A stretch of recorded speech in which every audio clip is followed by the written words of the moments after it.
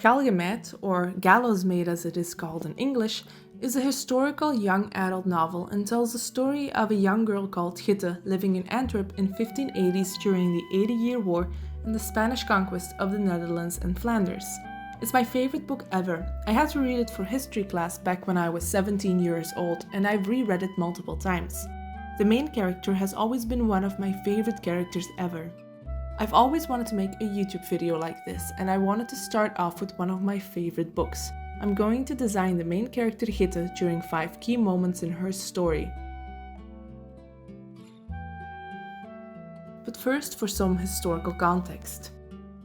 Near the end of the 16th century, there was a religious war raging between the Protestants and the Catholics in the Low Countries.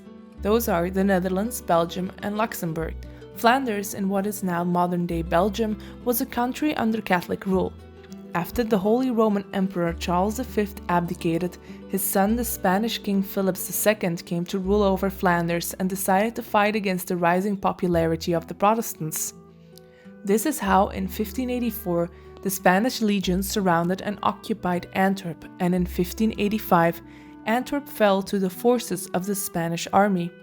This is now known as the Siege of Antwerp. For the designs.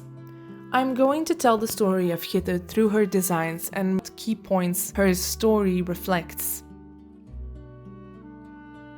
As a young child, Gitte was dropped on the doorsteps of an orphanage, where young orphaned girls are trained to be housemaids for merchants and other rich families of the city. She believes to be the daughter of the Duke of Almendrage in Sevilla, and she is here now dreaming of escaping Antwerp and going to Sevilla to meet her father. Here she is 12 years old and ready to leave the house to go into domestic service. The young maidens are historically known to be wearing very old and very bright red dresses that are in bad and ill-fitting conditions. She describes her time in the book as bad and unhappy, and show her young and childish nature at the start of the story with her awkward proportions. I wanted to keep true to the actual historical reference of her red dress that she is wearing. For the second design. When she turns 12, she doesn't get to be a maid in the house of some rich merchant family. Instead, she gets sold to an apothecary who quickly turns out to be a poor traveling quack with his family. She turns to stealing to survive, and she's described to be wearing men's clothing and had to shave off her blonde hair. She's very thin and sickly, and she gets caught and sentenced to the gallows for her crimes. For reference, I looked at what peasant men wore and tried to keep her figure as concealed as possible. Give her a streamlined look when she's posing as a boy on the streets. This is what I call her thief design. For the third design. When she's rescued from the gallows, she's sent to Spain to spy on her father for the Dutch resistance. But to ensure she doesn't commit any more crimes, they mark her with a gallows noose on her shoulder. If she's caught, she would be hung immediately. After some initial skepticism, the Duke and his wife welcome her as their child they never had. They turn her into a beautiful young Spanish lady. They put her in the most gorgeous fabrics and gowns. She enjoys her life in Spain as the daughter of a nobleman and meets Don Dominio, the handsome ward of her father, and falls head over heels for him.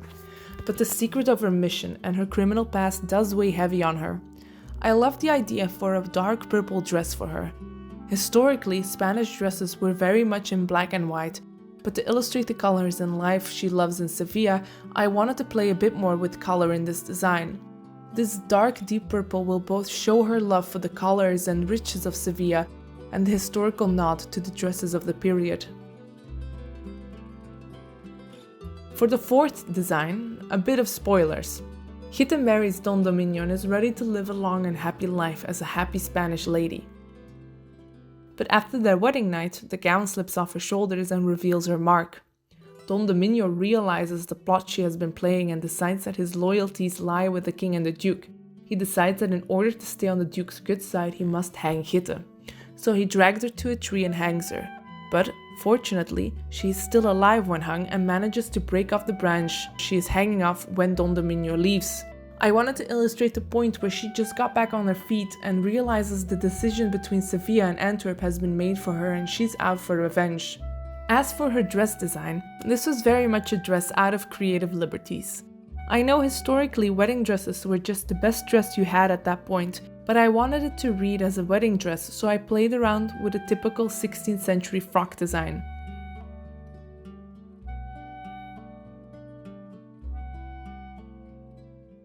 For the last design is when she goes back to Antwerp and becomes the heroine the Dutch resistance always needed. She steals important documents to take back to Antwerp to the Dutch resistance, and she arrives in Antwerp pregnant with Don Dominio's child. During the occupation of Antwerp in 1584, he returned to Antwerp to take his daughter back to Spain.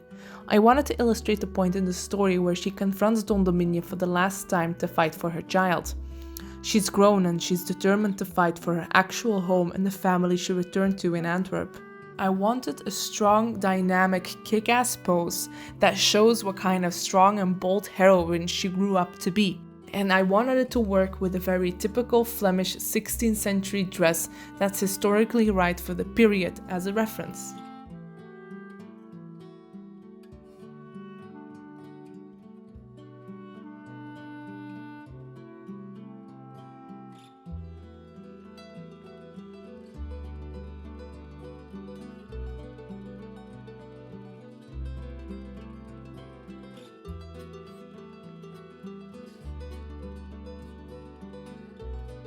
In conclusion, I wanted to work on my character design by doing this video and challenge myself a bit more to explore the storytelling through showing a character. This was very fun to do, and it really got me out of my comfort zone. I really wanted to do something with one of my favorite books that in my opinion is very underrated. I would recommend this book to anybody who can read Dutch, because unfortunately I couldn't find any English translations out there, sorry. I really hope you enjoyed this video and thank you for watching.